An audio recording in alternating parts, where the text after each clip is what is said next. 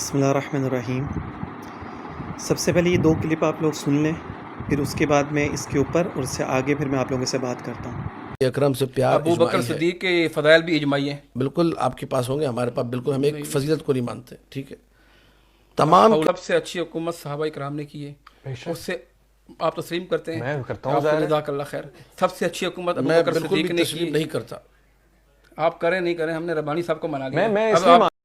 دونوں کلپ آپ نے سنے۔ ایک کلپ میں کہا جا رہا ہے کہ جی میں حضرت ابو بکر صدیق رضی اللہ تعالیٰ کی فضیلت کو نہیں مانتا، اور دوسرے کلپ میں کہا جا رہا ہے کہ جی میں ان کی خلافت کو نہیں مانتا۔ دونوں چیزیں ایسی ہیں جو قرآن سے ثابت ہیں، ٹھیک ہے، اور دونوں چیزوں کا انکار کیا جا رہا ہے۔ میرا یہ ٹاپک نہیں ہے، آپ لوگوں کو پتہ ہے کہ میری جو چینل پہ جو ویڈیوز میں بناتا ہوں وہ آپ صلی اللہ علیہ وسلم کی لائف سے بناتا ہوں ہمیشہ، اور آپ صلی اللہ کی سنتوں پہ عمل میری کوشش ہوتی ہے کہ لوگ اس کے اوپر عمل کر سکیں، اس لیے سنتوں پہ زیادہ میں ویڈیوز میری ہوتی ہیں، یا وظائف کے اوپر ہوتی ہیں جو قرآن حدیث اور اسماء الحسنہ سے ہوتی ہیں۔ لیکن جب میں نے یہ 2-3 دن سے میں نے یہ کلپ سنے ہیں تو اتنی اس کے اوپر مجھے یہ ایشو ہے، جو پرابلم جو اس کے اوپر مجھے ہوئی ہے وہ یہ ہے، ہر مسلک کا مجھے عقیدہ تو مجھے پتہ ہے، اہل سنت والجماعت کا عقیدہ کیا ہے، اہل تشیع کا عقیدہ کیا ہے، ٹھیک ہے نا، وہ مجھے پتہ ہے، لیکن جو اصل پرابلم ہوئی ہے وہ میں آپ لوگوں کے ساتھ شیئر کرتا ہوں۔ مسئلہ یہ تھا کہ انہوں نے کہا اس کے اگر آپ چینل پہ جا کے میں اور مولانا، یہ ایک وہ پروگرام ہے جو فیس بک میں نے اس کو دیکھا، یوٹیوب پہ بھی شاید ہے، یہ میں نے اس کو فیس بک پہ اس کے کلپس دیکھے، میرے سامنے آئے یہ، تو اس کا ہوسٹ جو ہے نا وہ ایک سنی ہے، اہل سنت والجماعت سے تعلق ہے، اویس ربانی صاحب ان کا نام ہے، لوگ ان سے جانتے بھی ہوں گے، جی ٹی وی پہ چینل پہ بھی وہ پروگرام کرتے ہیں، ٹھیک ہے۔ تو مین مسئلہ یہ تھا کہ مجھے پروگرام دیکھ کے یہ سمجھ میں نہیں آئی کہ انہوں نے یہ پروگرام کیوں شروع کیا، اس سے لوگوں کو کیا فائدہ پہنچے گا۔ اس سے پہلے بھی کئی دفعہ کئی لوگوں نے یہ پروگرام اس طرح کے چلائے جس میں 4 مسلک کے لوگوں کو بٹھایا جاتا ہے، اہل حدیث، شیعہ، بریلوی، دیوبندی، 4 لوگوں کو بٹھایا جاتا ہے، لیکن اس میں کیا ہوتا ہے کہ لوگ فون کر کے اپنا مسئلہ پوچھتے ہیں، اور جو جس مسلک سے ہوتا ہے وہ اس مسلک کے وہ مسئلہ بتا دیتا ہے۔ اس میں تو کوئی حرج نہیں ہے، ٹھیک ہے نا، کیونکہ اس ملک میں ہر قسم کے لوگ رہتے ہیں، ہر مسلک کے لوگ رہتے ہیں، تو ظاہر سی بات ہے جس مسلک سے وہ بلانگ کرتا ہوگا وہ اسی کو پوچھے گا، اس میں تو کوئی پرابلم نہیں ہے۔ پھر اس کے بعد کیا ہوا کہ یہ چیز ایسا ایسا ختم ہو کے اور پھر یہ شروع ہو گئی بحث و مباحثے کے اوپر،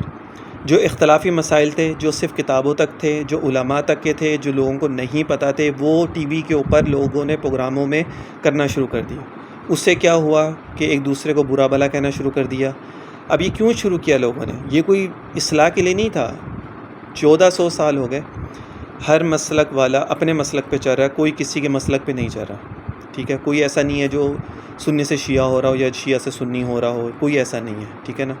سب اپنے اپنے مسلکوں کے اوپر چل رہے ہیں۔ لیکن پرابلم یہ ہے کہ آپ یہ پروگرام تو اس لیے کریں نا کہ تاکہ لوگوں کی اس سے اصلاح ہو جائے، لیکن اس سے اگر لوگوں کی اصلاح نہیں ہو رہی ہے اور لوگ اس سے اور زیادہ متنفر ہو رہے ہیں اسلام سے، دین سے، اور وہ یہی سوچ رکھ رہے ہیں کہ جی یہ لوگ تو ہر وقت لڑتے رہتے ہیں، کبھی اس مسئلے پہ کبھی اس مسئلے پہ، چھوڑو ہم تو مولویوں کے پیچھے نہیں جا رہے، تو پھر آپ کا اس پروگرام کرنے کا فائدہ کیا؟ مجھے جہاں تک لگا، جو میں نے دیکھا، وہ صرف یہی تھا کہ ویوز لینے کے لیے ایسے ٹاپکوں کو لوگ زیادہ سنتے ہیں، زیادہ انٹرسٹ لیتے ہیں، صرف انٹرسٹ کی حد تک ہے، اس سے نہ کوئی اصلاح انسان کی ہوتی ہے کہ وہ یہ چاہتا ہے کہ میں اپنی اصلاح کر سکوں، یا جہاں میں غلط ہوں اپنے آپ کو صحیح کر سکوں، کوئی یہ نہیں چاہتا، تو اس ایسے پروگراموں کا کوئی فائدہ نہیں ہے، ٹھیک ہے۔ اور دوسری بات یہ کہ جب اتنی بڑی دیکھو کسی کی فضیلت نہ ماننا، اب کوئی کہ میں حضرت ابو بکر کی فضیلت نہیں مانتا تو یہ گستاخی ہوگی نا، اور قرآن میں جب ایک فضیلت بیان کی گئی ہے ان کی تو پھر یہ تو قرآن کا انکار ہو گیا، تو جب قرآن کا انکار ہو گیا تو پھر آپ کیا کہیں گے اس کے اوپر، جو اصل مسئلہ ہے۔ ایک تو یہ بات ہوگی، دوسری بات اس کے اندر یہ ہے کہ قرآن میں اللہ تعالیٰ نے بہت ساری آیتیں ہیں قرآن میں جو صحابہ کی شان میں اس میں سے چند 1-2 آپ لوگوں کو بتا دیتا ہوں۔ پہلی اس میں سے یہ ہے والسابقون الاولون من المہاجرین والانصار، سورۃ توبہ کی آیت ہے 11ویں سپارے میں 2nd پیج پہ آتی ہے، ٹھیک ہے۔ ایک تو یہ آیت ہے، اس کا خود ہی جا کے ترجمہ پڑھ لیں، اللہ تعالیٰ نے اس میں کس کے بارے میں کیا فرمایا، والسابقون الاولون من المہاجرین والانصار والذین اتبعوہم، یعنی مہاجرین کی، انصار کی، اور جن لوگوں نے ان کی اتباع کی۔ اب مہاجرین میں کہ حضرت ابو بکر صدیق نہیں آتے، یا حضرت عمر نہیں آتے، یا حضرت عثمان نہیں آتے، یا حضرت علی نہیں آتے، کتنے صحابہ آتے ہیں جو مہاجرین میں سے ہیں، ایک بات ہو گئی۔ دوسری آیت سورۃ اللیل کی آخری 3-4 آیتیں جو ہیں الذی یؤتی مالہ یتزکی وما لأحد عندہ من نعمت تجزی، ہر تفسیر میں جا کے یہ دیکھ سکتے ہیں، تفسیر طبری میں دیکھ لیں، تفسیر عثمانی میں دیکھ لیں، معارف القرآن میں دیکھ لیں، بیان القرآن میں دیکھ لیں، ٹھیک ہے، تفسیر ابن کثیر میں دیکھ لیں کہ یہ آیتیں کس کی شان میں نازل ہوئی ہیں۔ میں نہیں بتاتا، آپ لوگ خود جا کے اس کو پڑھ لیں، اس کی تفسیر میں دیکھ لیں کہ شان نزول ان آیتوں کا کس کے بارے میں ہے۔ حضرت ابوبکر صدیق رضی اللہ تعالیٰ عنہ کے بارے میں اللہ تعالیٰ نے یہ آیتیں اتاری ہیں۔ اب یہ کیوں اتاری ہیں وہ آپ خود جا کے اس کو پڑھ لیں۔ 2 چیزیں ہو گئیں۔ تیسری آیت محمد رسول، یہ میں چند 1-2 آیتیں بتا رہا ہوں بس آپ لوگوں کو۔ محمد رسول اللہ والذین معہ اشداء علی الکفار رحماء بینہم، اب یہ آیت جو ہے کہ محمد جو اللہ کے رسول ہیں، والذین معہ اشداء، اور وہ لوگ آپس میں جو ہے وہ محبت کرنے والے ہیں، والذین معہ اشداء علی الکفار رحماء بینہم، آپس میں تو محبت کرنے والے لیکن کفار کے مقابلے میں سخت ہیں۔ اب یہ جا کے بھی اگر آپ دیکھیں تو یہ آیتیں جو ہیں وہ کس کے بارے میں نازل ہوئی ہیں، اس میں کون کون شامل ہیں لوگ اس کے اندر، ٹھیک ہے نا۔ تو یہ تو فضائل کے اندر ہو گیا قرآن سے، جو میں نے آپ کو بتایا۔ حدیثیں جو ہیں وہ بھری پڑی ہیں،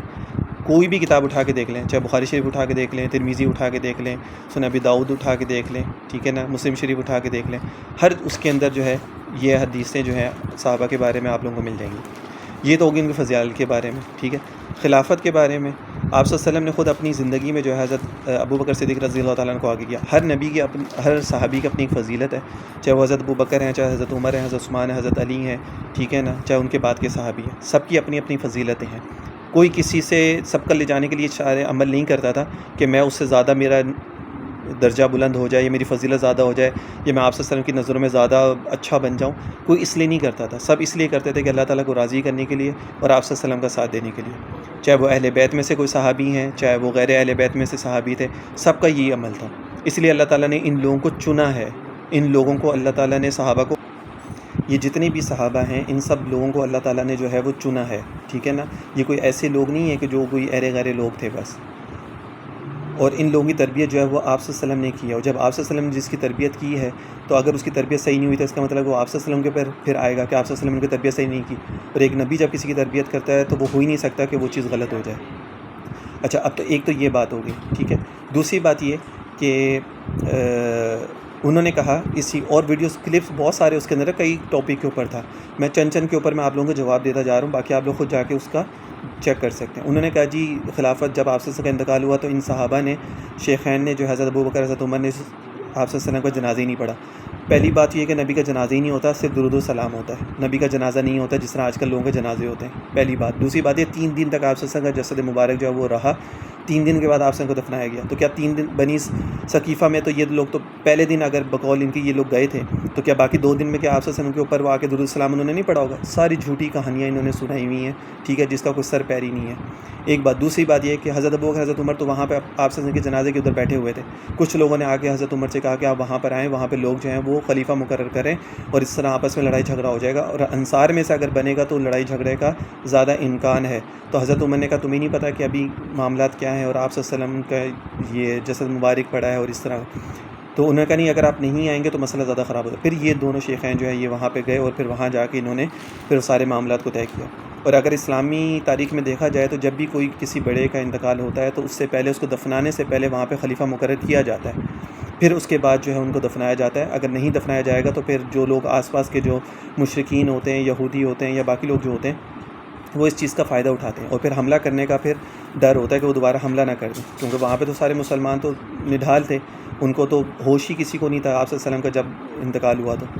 تو اس وجہ سے وہاں پر یہ سارے معاملات ہوئے۔ پھر انہوں نے کہا جی 12ویں امام حضرت امام مہدی جو ہے وہ کب آئیں گے، وہ کس طرح آئیں گے، اور یہ وہ سارا۔ تو یہ ساری چیزیں جتنی بھی ہیں اگر کتابوں میں دیکھا جائے گا تو ہر مسئلہ کی کتاب میں الگ روایتیں ہیں۔ اہل سنت والجماعت کی جتنی بھی، جیسے اہل حدیث ہیں، بریلوی ہیں، دیوبندی ہیں، ان کی جو بخاری شریف ہے، مسلم شریف ہے، اس میں جتنے بھی احادیث ہیں وہ سب ایک ہی ایک ہیں، اس میں الگ چیزیں ہیں۔ اہل تشیع کی اگر کتابوں میں دیکھیں گے تو وہاں پر حضرت امام مہدی کے بارے میں الگ روایتیں ہیں، تو آپ کس کی روایتوں کو مانیں گے؟ تو اگر کوئی انسان یہ مسئلہ چھیڑتا بھی ہے وہاں پہ تو اس کا کیا مقصد ہوگا؟ کوئی اہل تشیع یہ اہل سنت کی روایتوں کو سن کے کیا وہ سنی ہو جائے گا، یا کوئی سنی جو ہے وہ اہل تشیع کی روایتوں کو سن کے وہ تشیع ہو جائے گا؟ تو پھر کس وجہ سے یہ جو ہے سارا پروگرام کرنے کا مقصد کیا ہوتا ہے؟ مجھے یہ سمجھ میں نہیں آتا۔ اگر آپ کا مقصد یہ ہوتا ہے لوگوں کو نالج دینے کے لیے تو الحمدللہ سنی جتنے بھی ہیں سب کو حضرت امام مہدی کے بارے میں پتہ ہے، اور روایتیں کہ وہ بھی پتہ ہے، اور اہل تشیع کے جتنے بھی لوگ ہیں ان کو بھی پتہ ہے کہ جی 12ویں امام جب آئیں گے تو ان کے بارے میں کس طرح آئیں گے، کیسے ہوں گے، کیا نام ہوگا، کدھر ہوگا، کیا نہیں ہوگا۔ تو تو اس طرح کے اور بہت سارے وہاں پہ مسئلے مسائل. تو مجھے ادھر صرف ایک لڑائی جھگڑے اور کے علاوہ مجھے وہاں پہ کچھ نظر نہیں آیا کہ اس پروگرام میں کوئی فائدہ کسی کو پہنچ سکتا ہے. اور وہاں پہ جب کوئی گستاخی اس طرح کی ہو رہی ہوتی ہے تو ہوسٹ جو ہیں وہ چپ کر کے بیٹھے ہوتے ہیں, وہ کوئی بات ہی نہیں کرتے, نہ وہی کہتے نہیں جی آپ نے یہاں پہ غلط بات کی, آپ کو ایسے نہیں کرنا چاہیے. اور سب سے اہم بات یہ کہ وہاں پر یہ پروگرام جو ہے ایک ایسا ایز اے مناظرہ وہاں پہ پروگرام ہو رہا ہے, ٹھیک ہے نا, دلائل دیے جا رہے ہیں, یہ ہو رہا ہے وہ ہو رہا ہے. جو اہل حدیث جو وہاں پہ اہل سنت کے جو بٹھائے ہوئے ہیں وہاں پہ بات کرنے کے لیے پروگرام میں, وہ صرف احادیث کی فضائل وغیرہ حدیث بیان کرتے قرآن بتاتے ہیں. دیکھو مناظرہ جو ہوتا ہے نا وہ کرنے والے لوگ الگ ہوتے ہیں, اس کا کورس الگ ہوتا ہے, وہ کرنے والے الگ ہوتے ہیں, اس کی ٹرکس الگ ہوتی ہیں, ہر چیز اس کی الگ ہوتی ہے. اگر ایسے ہی ہے تو اگر وہاں پہ تو مجھے تو یہ سمجھ میں نہیں آتی کہ جب بھی کوئی اس طرح کے پروگرام ہوتے ہیں تو ہمیشہ وہاں پہ اہل حدیث علماء کو بٹھا دیا جاتا ہے. وہاں پہ دیوبند علماء کو یا بریلوی علماء کو وہاں پہ نہیں بٹھایا جاتا. بریلویوں کو بھی بٹھایا جاتا ہے تو وہ ایسے لوگ ہوتے ہیں جو بالکل سادے لوگ ہوتے ہیں. کراچی میں سمر عباس قادری صاحب ہیں, ٹھیک ہے نا, ان کو بٹھائیں. وہاں پہ منظور احمد مینگل صاحب ہیں, ان کو وہاں پہ ان کے ساتھ بٹھائیں, ٹھیک ہے. مفتی عبد الواحد قریشی صاحب ہیں, یہ وہ لوگ ہیں. لیاز گھمن صاحب ہیں, یہ وہ لوگ ہیں جو مناظرے کرتے ہیں, ٹھیک ہے. جو ان لوگوں کے یہ ٹاپکس ہی یہی ہیں تو لوگوں کو تاکہ تو گمراہ نہ ہو سکے, تو ان لوگوں کو ایسے ٹاپکس کے اندر بٹھانا چاہیے نا, تاکہ وہاں پہ لوگوں کو بات کلیئر ہو سکے, تاکہ وہاں پہ جواب دیا جا سکے وہاں پہ ہر چیز کی روایتوں کا, اور وہاں پہ سند کے حساب سے ضعیف ہے, موضوع ہے, صحیح ہے, کیا ہے کیا نہیں ہے. تو وہاں پہ یہ سب چیزوں کا خیال ہونا چاہیے. تو یہ اس وجہ سے میں نے اس کے اوپر یہ ٹاپک کے اوپر ویڈیو بنائی اور میں نے آپ لوگوں کے ساتھ شیئر کی ہے. لیکن علماء کو دیکھنا چاہیے کہ ایسے پروگرام اگر کوئی کرتا ہے تو اس سے لوگوں کو فائدہ پہنچ رہا ہے یا لوگوں کو اور زیادہ اس سے نقصان پہنچ رہا ہے. تو یہ ضرور لوگ علماء کو دیکھنا چاہیے اور اس چیز کی نشاندہی کرنی چاہیے, باقی اللہ تعالیٰ ہدایت دے سب کو, اور صحابہ کے, اہل بیت کے, آپ صلی اللہ علیہ وسلم کے ازواج مطہرہ کے نقش قدم پہ ہمیں بھی چلنے کی توفیق عطا فرمائے.